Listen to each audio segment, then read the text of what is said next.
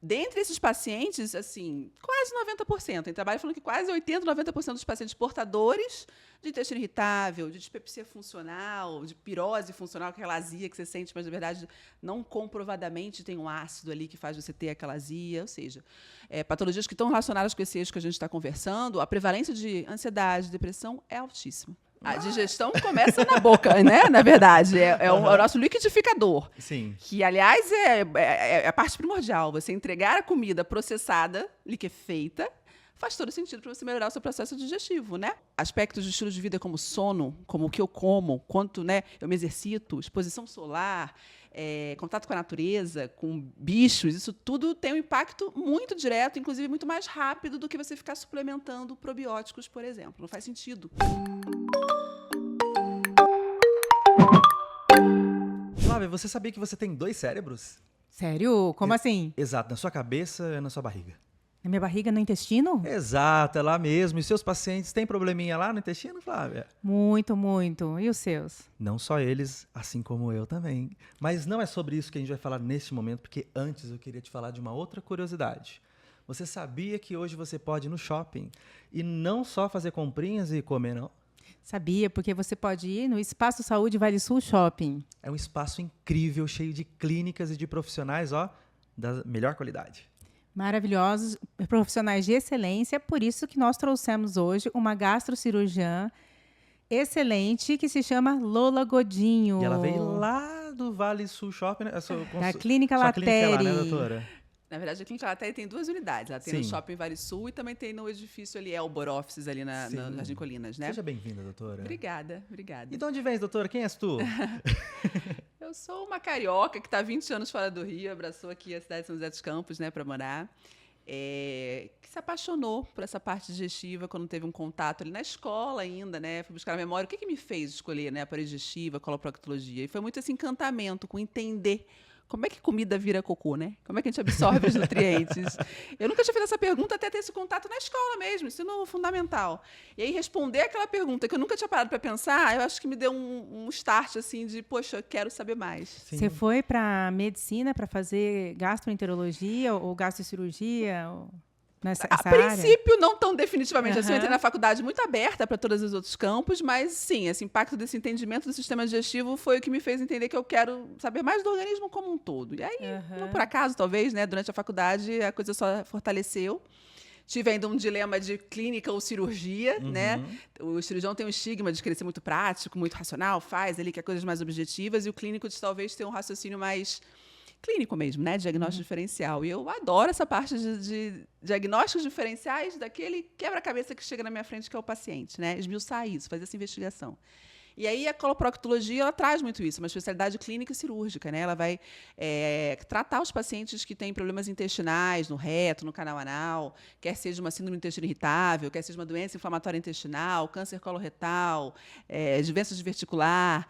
Não faço só coloproctologia, né? Tem a formação também da parte de gastrocirurgia, então a gente também pega muita doença do refluxo, pedra na vesícula, né? E aí por aí vai. Falando em doenças, quais são as doenças que você percebe que tem mais relação com a saúde mental? Das doenças gastrointestinais que você atua? Grande parte delas, né? Se a gente for levar em consideração, como você bem disse, que o intestino é um segundo cérebro. Por que o intestino é um segundo cérebro?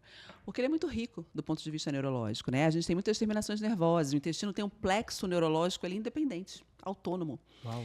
Então, a conversa é uma linha telefônica que vem do cérebro para o intestino e do intestino para o cérebro. Por isso, o eixo cérebro-intestino. Através de um nervo que a gente tem, um nervo vago, né, que é o maior nervo aí dos pares cranianos, e através de substâncias também que o intestino vai produzir e, de certa forma, também diretamente vão alcançar esse cérebro. A gente ampliou nos últimos anos esse eixo para eixo cérebro, intestino, microbiota. A gente começa a avançar muito e entender que a gente tem uma população enorme, né, de bactérias, de fungos, vírus, antiga flora intestinal, que hoje a gente chama de microbiota intestinal, que é muito dinâmica, que é muito interativa, que vai induzir a produção também de citocinas inflamatórias, a serotonina, né, que o intestino é tão famoso por produzir grande parte da nossa serotonina, ela pode ser intermediária por metabólitos também, produto dessa microbiota, que vai ser alimentada por coisas que a gente come. Mas peraí, agora a doutora falou uma coisa que me deu uma dúvida aqui. Por isso que às vezes a galera pede para fazer exame de cocô para ver se tem serotonina, é isso? Tem alguma coisa assim? Tipo, quero ver se tem depressão, faz exame? Ou tô tirando... Não, é que eu assim... já escutei isso. É que assim, existe algumas pessoas, alguns profissionais que acabam pedindo o nível de serotonina no sangue. E para, às vezes, avaliar a depressão. Mas isso, assim, não faz sentido, no sentido de fazer um diagnóstico de depressão em relação a ver se tem serotonina, uma dosagem de serotonina abaixo no sangue. Isso não traz um diagnóstico de depressão, né, por vários motivos. Seria reduzir, né, toda essa complexidade a um neurotransmissor. Então, ele pode ser um dos fatores, mas sem dúvida nenhuma, fatores ambientais, sociais, de interação com o meio também vão levar, né? Mas é que a serotonina no intestino, o intestino produz 95% da serotonina. Só que, assim, o cérebro, na verdade, ele produz a própria serotonina que é utilizada no cérebro. Então, assim, E, assim, também tem essa questão de ter trabalhos científicos, né? Principalmente um trabalho de 2022, que ficou bem famoso, um trabalho em inglês, da sociedade, da revista inglesa de Londres, britânica, que chegou à conclusão de que ele fez, através de 17 linhas de pesquisas, eles descobriram que nem todas as pessoas que têm baixa serotonina têm depressão. Então, assim, não dá para relacionar que baixa nível de neurotransmissores, como a serotonina, isso se relaciona com a depressão.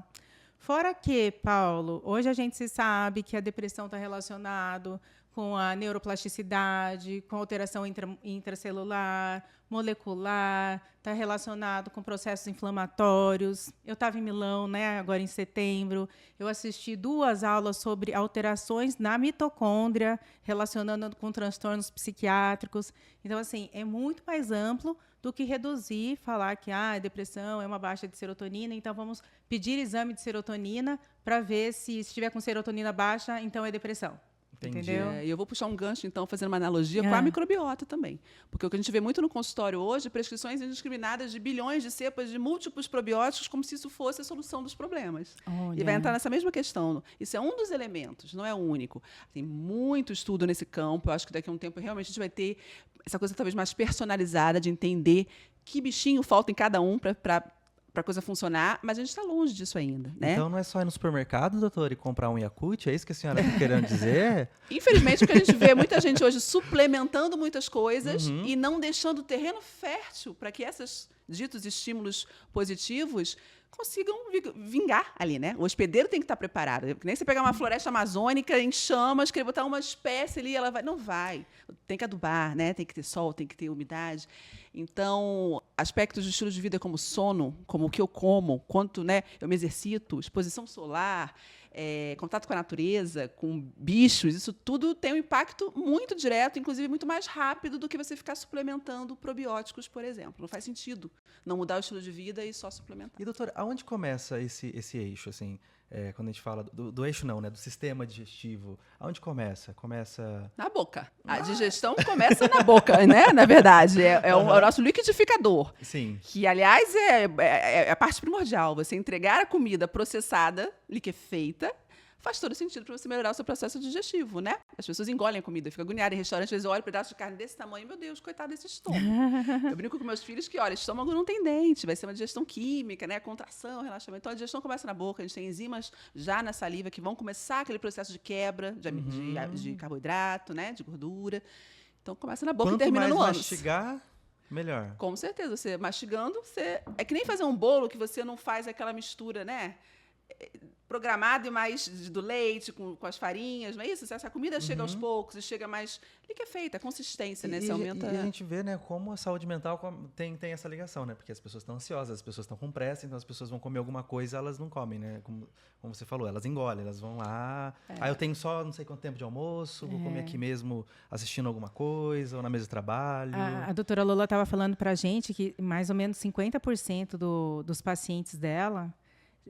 as doenças que ela trata, mais ou menos 50 estão relacionados a algum tipo de estresse ou trauma. Antigamente funcionais, e hoje as doenças do eixo cérebro-intestino só vem aumentando essa prevalência, essa casuística média de 30% a 50% do consultório hoje que lida com o aparelho digestivo ter esse tipo de paciente. Se a gente vai para um centro de São Paulo, né, capitais, isso aí aumenta com certeza.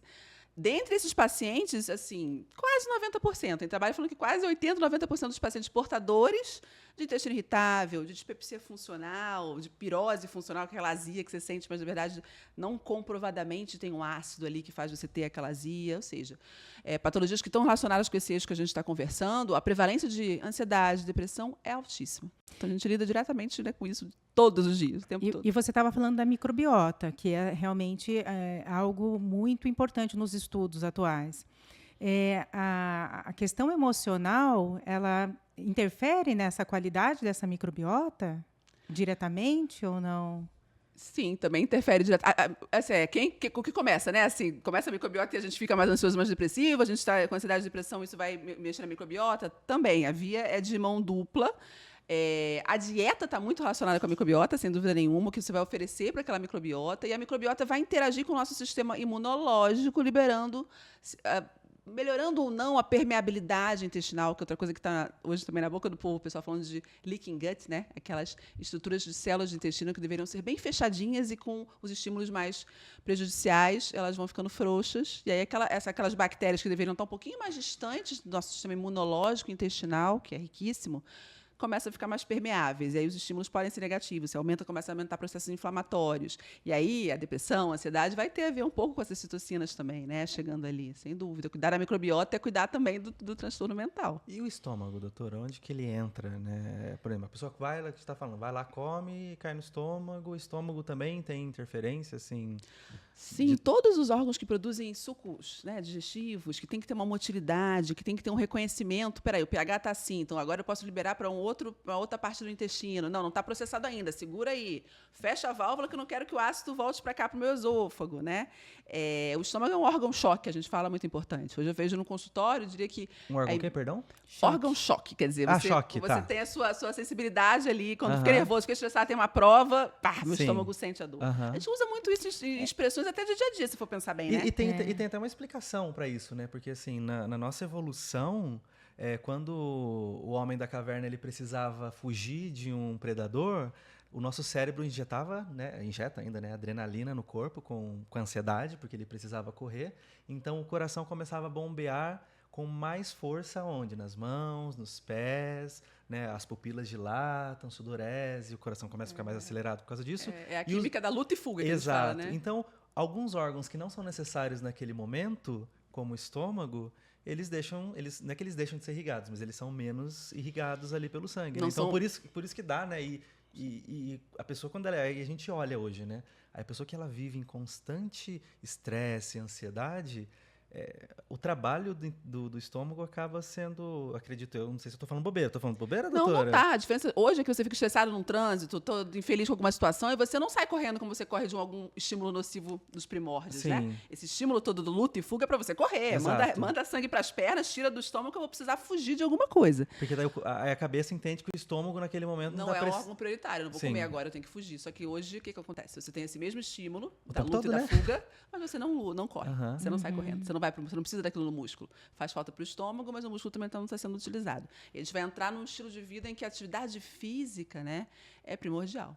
Tratar transtorno mental, acredito que você vai concordar, e tratar distúrbio gastrointestinal passa por uma equalização dessa química que a atividade física libera e que vai contrabalançar com esses hormônios não tão bacanas de luta e fuga. Não tão bacanas porque naquele momento não é naquele momento ele é importante, mas não naquele momento. Sem dúvida nenhuma, mas ele tem que estar equalizado com alguma coisa que endorfine, né? Sim. Doutor, o que seria gastrite nervosa, então? Porque acho que todo mundo fica... Eu tenho gastrite nervosa, A gastrite nervosa é uma forma leiga de chamar de dispepsia funcional. Você tem sintomas exatamente iguais àquele paciente que tem gastrite orgânica, ou seja, você faz uma endoscopia, olha que o estômago está inflamado, tem uma eurasão, tem uma úlcera, isso é gastrite. Ninguém pode dizer se tem gastrite se não tiver feito uma endoscopia, né? É um achado real, objetivo.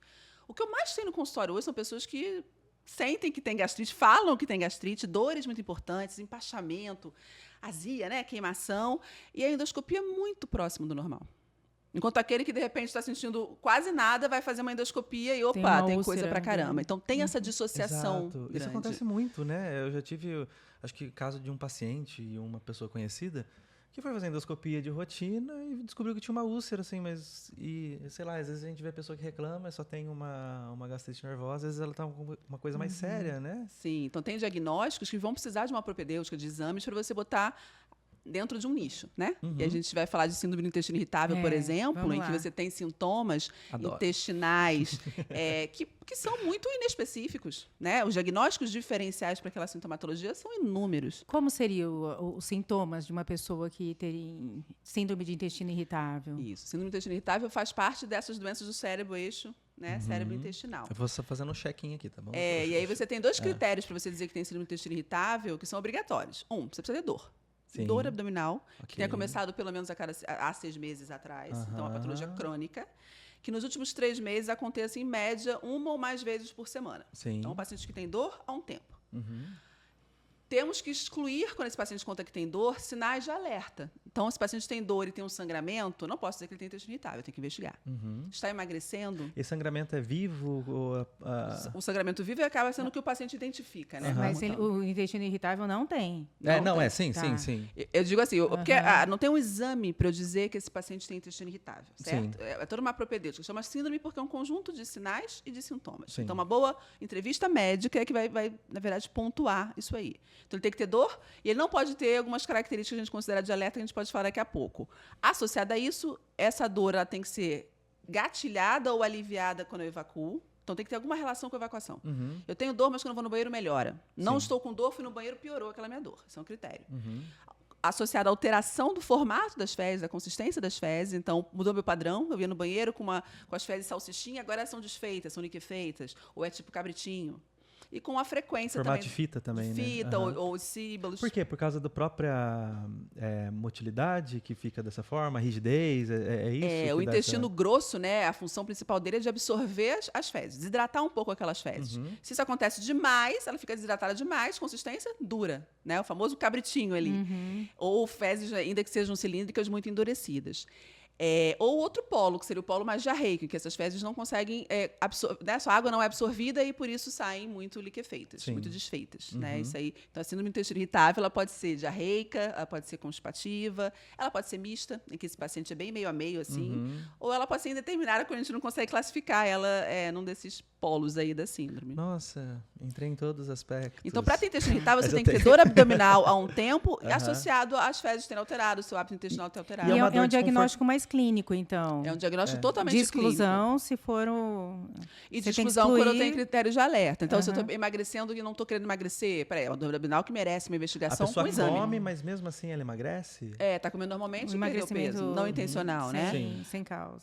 Um histórico familiar muito rico, é um paciente que tem 45 anos de idade e não fez colonoscopia ainda? Peraí, vamos lá, vamos olhar esse intestino. Pode ser que ele tenha algum diagnóstico diferencial. Ou alguma coisa que você palpe no exame físico que seja diferente, um gânglio que está aumentado, né? Esses são os sinais de alerta para a gente não dizer que um paciente tem dor abdominal e é síndrome do intestino irritável. O grande desafio é esse paciente que tem muita intensidade de sintomas acreditar e se convencer, né, de que ele tem aquele diagnóstico, que não vai sair escrito em nenhum laudo. Né? E aí isso já gera uma ansiedade e uma certa angústia que, por si, perpetua os sintomas, que estão super direcionados com esse desequilíbrio aí de emoção. E porque a pessoa geralmente vai no Dr. Google, né? Sim, e os sintomas são muito inespecíficos, né? E como seria o tratamento? O tratamento tem que abordar todas as possíveis causas disso, né? A gente não sabe exatamente qual que é a causa, mas ela é multifatorial, sem dúvida nenhuma, né? Ela vai envolver um paciente que tem a motilidade, de repente, atrapalhada, um pouco mais lenta, um pouco mais acelerada. Ela vai envolver uma sensibilidade acima do que deveria a estímulos que são fisiológicos, são normais, né? Sensibilidade dolorosa. Um limiar, né? Um limite de percepção para aquilo abaixo do que deveria ser. Então, eu contraio e relaxo meu trato digestivo o tempo todo. A gente não percebe isso, graças a Deus. Estamos aqui com o nosso movimento intestinal acontecendo, nosso processo digestivo acontecendo, um monte de sinalizações para produzir suco pancreático, suco gástrico, bile, a gente não percebe isso. Por alguma razão, né, e aí tem várias teorias, os pacientes portadores da síndrome do intestino irritável ao menor sinal de distensão da alça, aquele cérebro entende aquela mensagem meio errada. Ele entende como dor. E dói, né? É uma doença, é uma patologia. Não é a cabeça que faz o paciente fragilizado achar que está doendo. Não. Dói mesmo. É uma dor que é diferente, né? Eu não sei, é um incômodo, né? Que parece que... Eu não sei explicar. Ela é meio Ela estranha. É difusa, né? O paciente não consegue determinar muito. Às vezes desconta lugar, mais né? até como desconforto, né? Do Isso, que como dor. Porque ela é intermitente, ela dá, daqui a pouco ela volta. A alimentação faz parte do tratamento. Né? A gente produz gás o tempo todo. Então, há uma fermentação. Quando eu como feijão, se eu tomo leite, se eu como açúcar, a fermentação ela é fisiológica. O cheiro diz muito, doutor? Meu cheirinho tá meio rosas hoje. Hoje aqui tá meio metálico. Metálico. Isso diz muito, doutor? O odor das fezes ele é fétido. Tem odores que chamam muita atenção. E aí não é o cocô mal cheiroso. É aquele cocô que você não consegue entrar no banheiro depois. Ele assim, fecha a casa. Esse cocô com esse odor muito forte, geralmente com uma coloração muito enegrecida, como se fosse uma borra de café, geralmente é um sinal indireto de alguma coisa que sangrou longe ali do ânus. Ele não vai sair vermelho, vai sair preto. Sim. E o odor, o sangue digerido e aí processado pelas bactérias do intestino deixam as fezes com odor muito ruim. Isso é melena. Isso é sinal de alerta. Então, o paciente que tem dor abdominal me conta isso, a gente precisa investigar. Vai fazer uma endoscopia, vai fazer uma colono. Então, voltando ao tratamento, evitar os gatilhos fermentativos. Então, adequar e personalizar. Porque não existem vilões, né? O glúten não é um vilão, o leite não é um vilão, não é inflamatório, mas são alimentos que fermentam.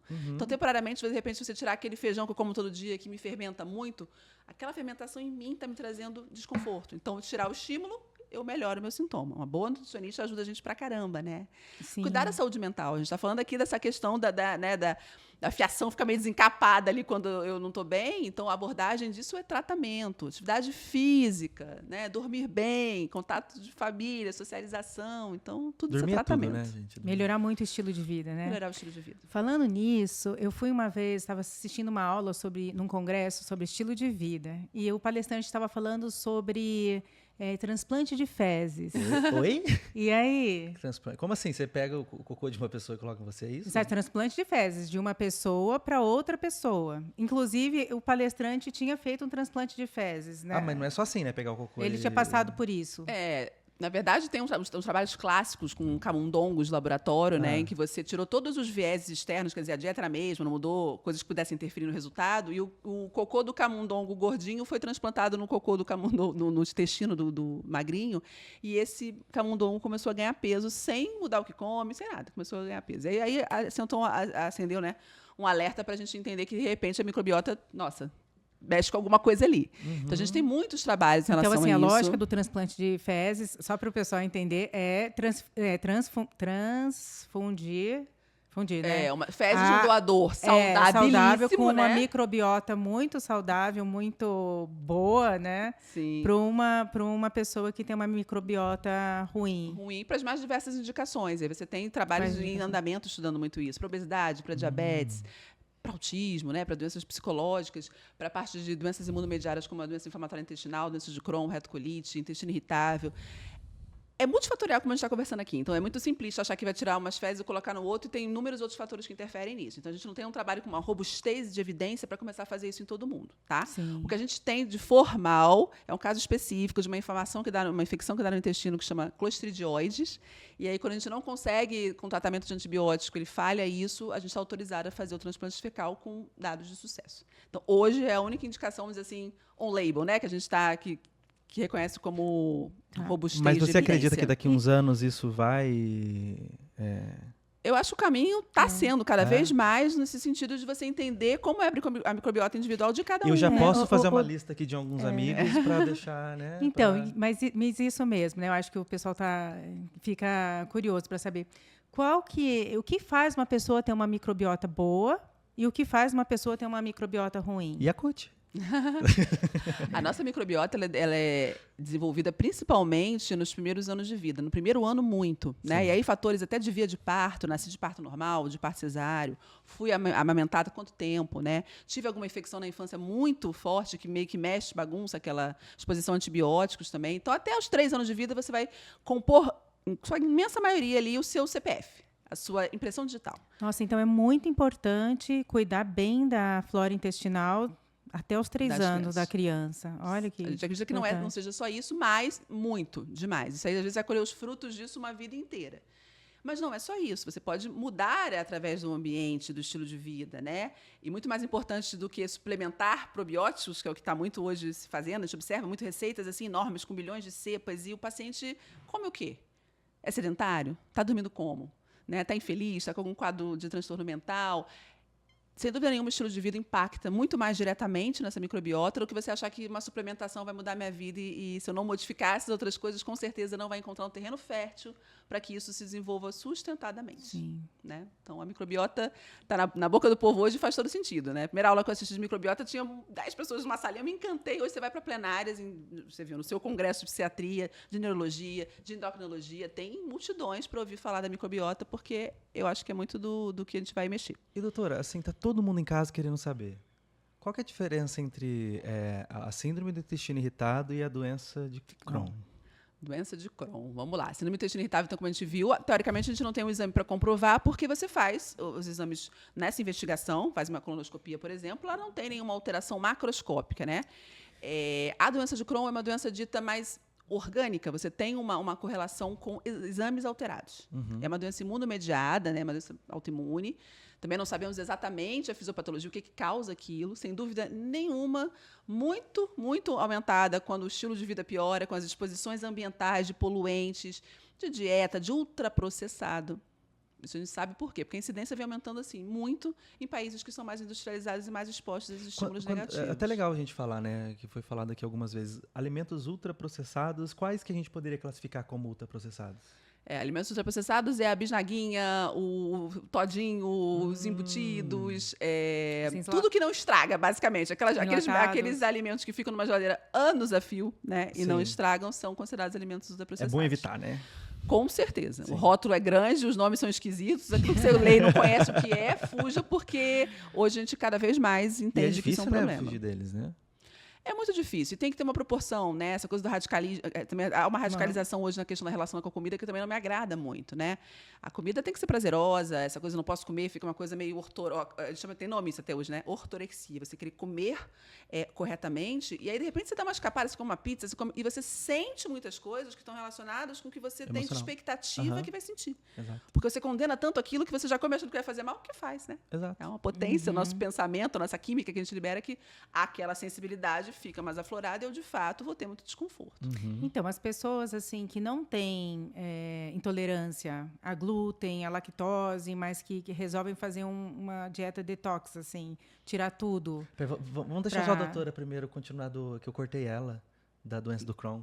Então, a doença de Crohn é uma doença imunomediada, você faz a colonoscopia, ela pode pegar da boca até o ânus, né? Ela é caracterizada por inflamações que costumam ter áreas alteradas, inflamadas, salteadas por áreas normais, dentro da colonoscopia, por exemplo. Então, você tem processo inflamatório, uma área normal do intestino, outro processo inflamatório.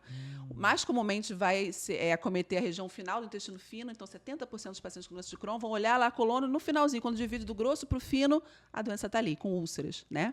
Mas ela tem manifestações gastrointestinais também. É um paciente que tem fadiga, é um paciente que tem diarreia, sangramento, dor abdominal. Super relacionado com a questão emocional, né?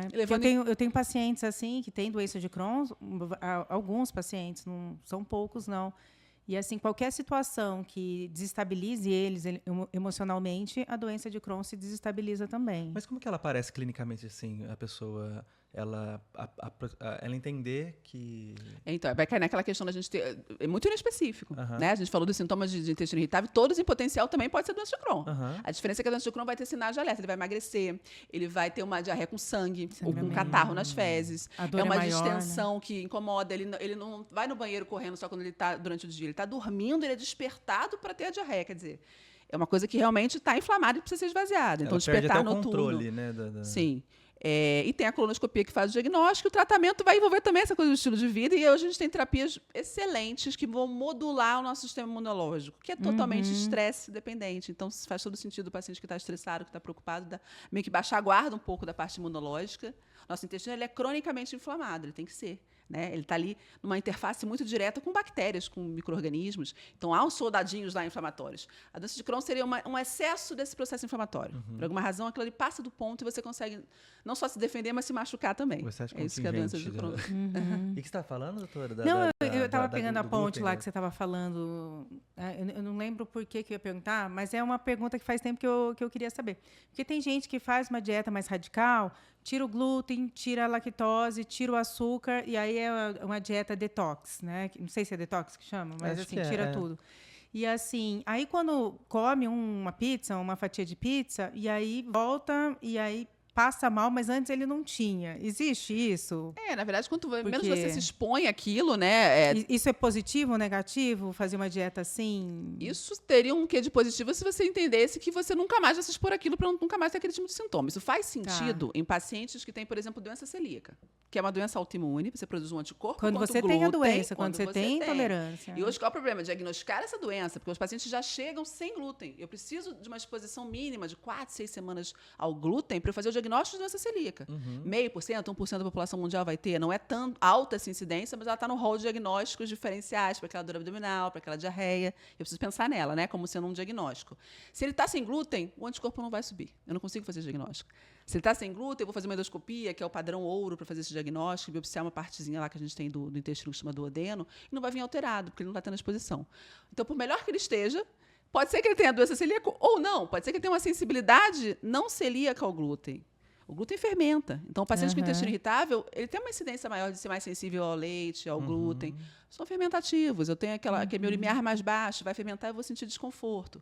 O acompanhamento nutricional é tudo, né? Porque a gente tem que... É meio que... A ferramenta mais validada não é um exame que vai dizer, é o diário alimentar. É você associar de uma maneira racionalizada, individualizada, não sair tirando tudo, né? Ou tirar tudo sim, mas reintroduzir logo, se você ficar super bem, vamos tentar reintroduzir para ver que grupo, que alimento. Com certeza não são todos. Vamos tentar reprogramar e ver que estímulo que realmente você deve evitar. Não porque vai te inflamar ou você vai ficar... Não, mas porque você vai passar mal e você não quer ter aquele sintoma de desconforto. Então, e doutora Lola, você é expert nesses assuntos, então a gente queria saber o que você faz na sua vida para a gente seguir o exemplo. O que come, onde vive, praticas yoga.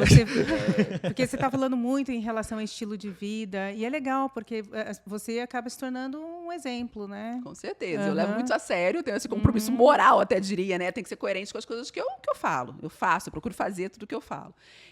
Então, eu tenho uma prática de atividade física, tenho uma atividade que eu faço que é balé barre. Eu sou da dança, né? Fiz balé há muito tempo. Legal. Então, eu mantenho o balé barre. E esse tempo de atividade física, ele é inegociável para mim. A gente lida com esses pacientes, há um desgaste todo, né, emocional, de troca ali, né? E você tem que cuidar da minha saúde mental também. Isso me impacta. Sim. O paciente com doença de Crohn que não está respondendo ao tratamento, eu saio triste no paciente, eu saio frustrada. Como é que eu vou manejar isso em mim para que eu não adoeça, né? Fazendo atividade física, então eu jogo tênis, eu jogo beach tênis, às vezes nos horários meio doidos, sabe? Na hora do almoço, você vai naquele sol, que não é o ideal, gente. Mas é o horário que eu tenho. E esses pacientes falam muito, né? Não tenho tempo para atividade física. Puxa, então você é o cara. A pessoa que não tem tempo para fazer aquilo que ela tem que fazer por ela é a pessoa que mais precisa. Exato. Né? Tá nesse nível, então vamos lá, vamos liberar um tempo que não pode ser negociável. Os secretários às vezes querem me matar lá no consultório. Doutora, mas tem um paciente encaixado. Não posso, mas por quê? Porque eu tenho aula de balé barre. Eu vou fazer. Outro dia a gente vê esse paciente, né? Então tem essa questão. Eu faço atividade física, gosto, sinto diferença na minha vida, sinto quando não faço. Procuro me alimentar, não é muito problema na minha vida comer salada, legumes, verduras. Eu fui criada num ambiente que sempre estimularam, meus pais sempre comeram muito, então eu sinto falta de comer. Não é probleminha talvez com chocolatezinho que ali eu gosto. Mas não é problema. Se você faz atividade física, de vez em quando comer um doce, eu sou da linha do equilíbrio, né? Sim. Então, e cuidar da minha saúde mental, momentos em família, ter uma viagem para você, né, desopilar, tentar ter seu momento mais de introspecção, né, de pensar, Isso que a doutora falou sobre atividade física é a mesma coisa que eu falo para os meus pacientes, né? Você tem que ter um momento teu de prioridade. Sim. A pessoa, mas eu não consigo. Eu falei, então, se você não consegue, você vai continuar tendo esses problemas, né? Você tem que achar, tem coisa que é inegociável mesmo. As pessoas têm que trazer, né, essa questão do inegociável. Eu, por exemplo, eu faço atividade às 5 da manhã. Né? E eu amo. Às vezes as pessoas falam assim, nossa, mas 5 da manhã você é doido. Eu falei, mas... De madrugada. Mas faz bem, às vezes parece que o dia rende mais. A gente... É uma falsa sensação, você vai ficar mais cansado, não, você vai ficar mais disposto, né? A gente tem até mais seletividade no que vai comer quando a gente pratica atividade física. Sem dúvida, uma coisa puxa a outra, com certeza. E é interessante, porque assim, quando um paciente vem com um quadro de depressão ou ansiedade, e ele tem um estilo de vida impecável, eu fico mais preocupada. É mais difícil. Eu tenho esses pacientes também. Porque fazem tudo. Exato. Assim, aí no sentido assim, aí eu percebo mais ainda que ele realmente está adoecido, que ele vai precisar mesmo de um tratamento, do que aquele paciente que está depressivo e tal, mas está tudo errado. Aí você fala assim, não, mas você tem como uma chance de melhorar muito, seu prognóstico é muito bom, porque tem muita coisa para mexer aí, né? Então acaba sendo mais fácil. Esse paciente que chega para mim, que já fez o estilo de vida que eu acho que é adequado, acaba sendo muito paciente que eu inevitavelmente vou ter que encaminhar para você, né, para fazer, porque às vezes a pecinha que está faltando é esse gerenciamento emocional. Mas eu percebo que às vezes a pessoa que ela tem um estilo de vida legal, geralmente por trás existe uma cobrança muito grande também. Na questão da própria alimentação, existe uma rigidez. Existe excessos também. Você fica meio, não, se eu não fizer, vira um problema, culpada. Tudo tem que ter dosado, eu já né? tive pacientes, exato, que eu pegava, não seguia, tinha uma vida de qualidade, fazia atividade física, comia direitinho, mas aí você via aquela rigidez, que era 8 ou 80, né? Não tinha... E isso também prejudica. Doutora Lola, eu vou te convidar para fazer caminhada, porque eu descobri que você é minha vizinha. A gente pode fazer caminhada lá no condomínio. 9 horas a gente vai. Tô excluída aqui. Foi muito bom. Não, você também pode, a gente te chama. Não, também. Eu percebi não aqui um triste. clima aqui meio pesado, tudo bem. Mas acabou. Olha, você viu como foi rápido? Muito rápido, gente. Foi muito rápido. Doutora, foi uma delícia, nossa, adorei. Deixa uma mensagem pra galera, assim, que... quiser cantar também, ou se quiser fazer um passo de balé, que você, né, uma dança de balé, Vou usar o tempo útil que eu tenho para poder, primeiro, desmistificar um pouco. Acho que o grande desafio que eu tenho no consultório é você desmistificar a procura por auxílio na sua saúde mental. É claro que tem um tempo para fazer isso, cada paciente tem seu tempo, eu não saio, né, na primeira consulta já despejando tudo isso. Mas ainda temos que desmistificar a psiquiatria, a psicoterapia. Os pacientes são muito resistentes, né? Às vezes, a considerar que, não, peraí, mas eu preciso? Precisa. Vamos lá, conversa, né? Às vezes a percepção é minha, quando eu estou conversando, ele fala de algum trabalho que ele não está gostando, ele não se toca. Então, vamos desmistificar a procura por um auxílio na saúde mental. A prescrição, às vezes, de medicamentos, né? Hoje tem muito a neurogastroenterologia. Às vezes a gente precisa prescrever medicamentos, que lá na bula, infelizmente, ainda está escrito que é ansiedade, que é depressão, mas, como a gente conversou aqui, o intestino é um órgão muito neurológico. Então, às vezes, a modulação daquilo com medicamentos, ela faz parte. Eu não estou te rotulando como um paciente que está... maluco, né? Assim, porque é o que vem. Não, mas eu não preciso, eu estou bem. Então, a mensagem é desmistifiquem, porque senão o nosso tratamento fica capenga. A gente fica frustrado. Por mais que eu faça, eu não consigo ajudar. Acho que se puder deixar essa mensagem, a gente já está ganhando bastante. E você... E faça atividade física. E a pessoa que está em casa... sei lá, nossa, eu quero consultar com a doutora, estou sentindo um incômodo. Ou meu marido aqui do lado, que de noite ele solta um cheirinho que não é tão agradável, está me incomodando. Como achar a senhora? Onde procurar? No Instagram? Tem rede social? Eu tenho uma rede social que deveria ser mais movimentada do que eu gostaria. Estou meio incomodada com isso, se você quer saber, porque eu acho que a gente tem que se contrapor um pouco a uma medicina que está conturbada, né? Que está muito reducionista no sentido de dar probiótico, soroterapia, vão repor isso e aquilo. E aí o silêncio das pessoas que, de repente, não compram tanto essa ideia precisa ser modificado. Eu tenho um Instagram que chama Doutora Lola Godinho. Não sou tão atuante ainda, mas vamos lá, acho que isso vai melhorar. E eu atendo na Clínica Latere. Então, entrar em contato com a Clínica Latere e aí vocês me acham.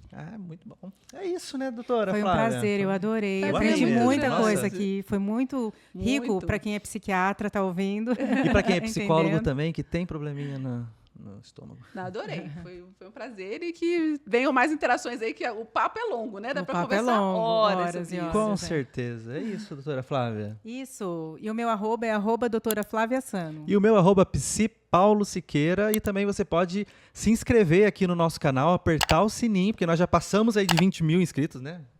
Bastante. E não esqueça também, gente, de compartilhar esse vídeo aí, que vai ajudar muito a todo mundo. E o Instagram também, isso. O Instagram, @surtadamente, @surtadamente podcast, né? É isso aí, gente. É isso. E no TikTok também. Também. @surtadamente. É isso aí, gente. Ó, beijo pra vocês. Beijos. Até Até a próxima. Até semana que vem. Tchau. Tchau, tchau.